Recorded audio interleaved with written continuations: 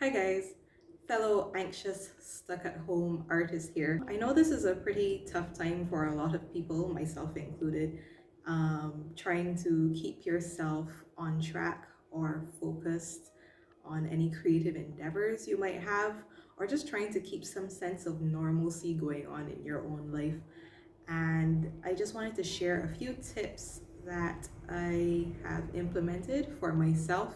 So I thought I would share a few of them here with you guys. So step one is to keep your routines.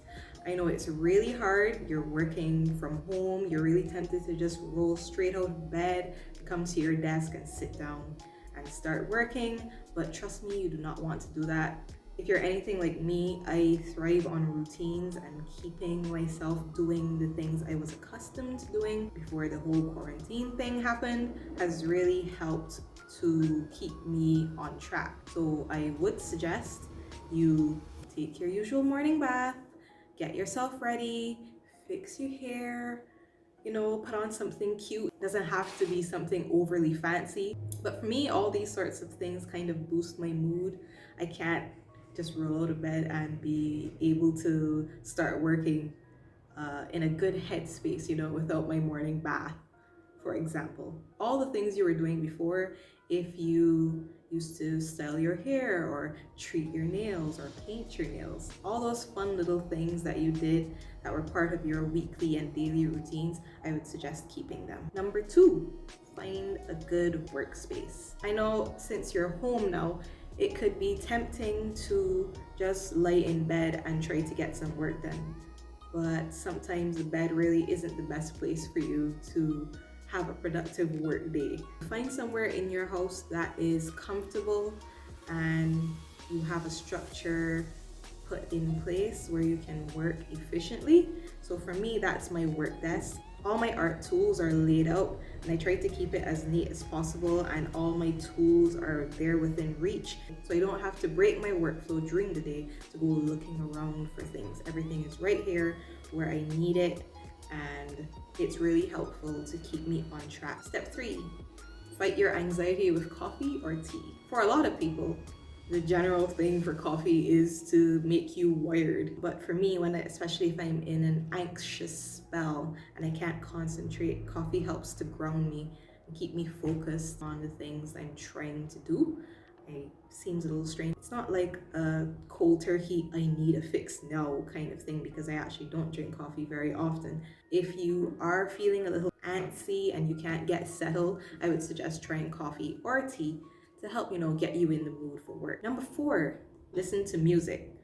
So if you're an artsy person, most likely you listen to music while you're working. If you're working on a somber piece, or maybe you want a more happy, preppy piece, then I find having music that fits that tone is really helpful. It's almost like having a movie sound reel playing in your head as you're planning out your scene, and it really helps to set the mood for the piece. So I find it helps me personally, so I would really suggest giving it a try. Number five, sit in silence. I find it's really hard nowadays to really sit undisturbed and get into a workflow. We always have like our laptop nearby or a phone going off somewhere, and you could find it really hard to get that peace. If you're having a really hard time focusing on things, or maybe coming up with ideas, you feel kind of stuck, I would suggest just sitting for 20 to 30 minutes in complete silence with your piece of paper, or if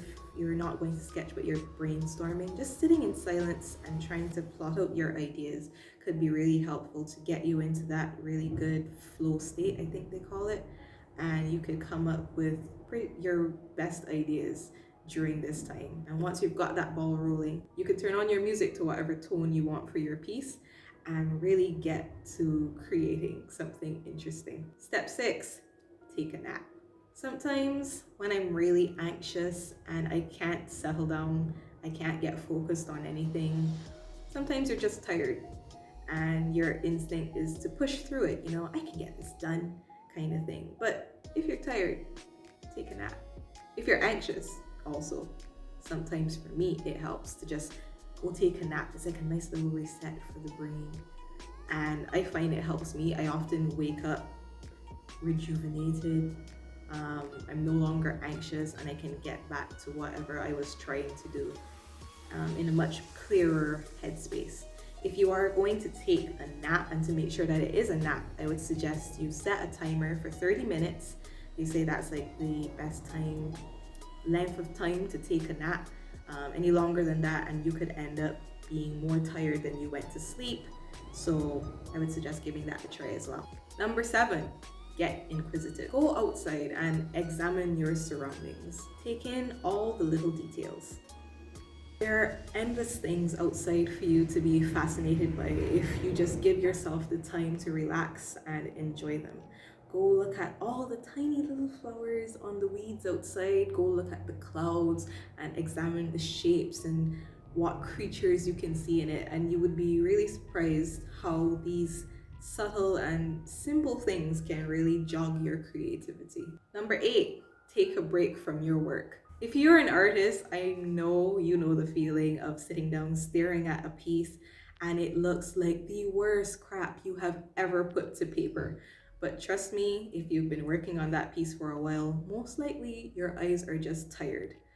Take a break, get up, walk away from the piece, go do anything else. Go watch a show, go take that nap, go do some dishes or some other house chore that you've been putting off, and give yourself, a little hour or so and come back to it. And you would be surprised at how differently you will view that piece.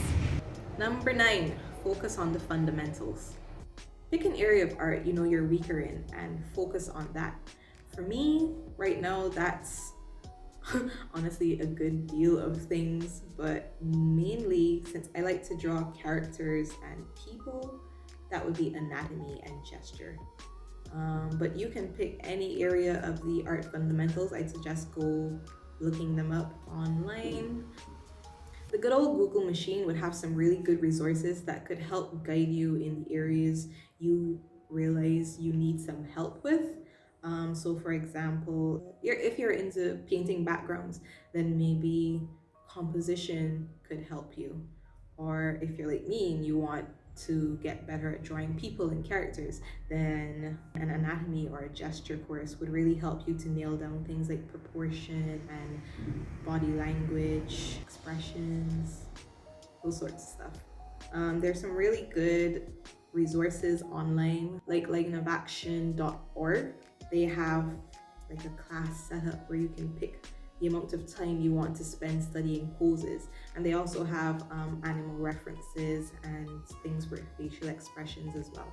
And number 10, join or make challenges. I know sometimes it's really hard to come up with ideas to draw, especially under stress, and I think challenges are a really good way for you to really get your creative juices flowing and jog some ideas. One of my favorite pieces of all time was from artprompts.org, where I picked a bunch of prompts from environment, character, a creature or animal, and I was really happy with that piece. He's like my favorite little thing that I've drawn to date, probably.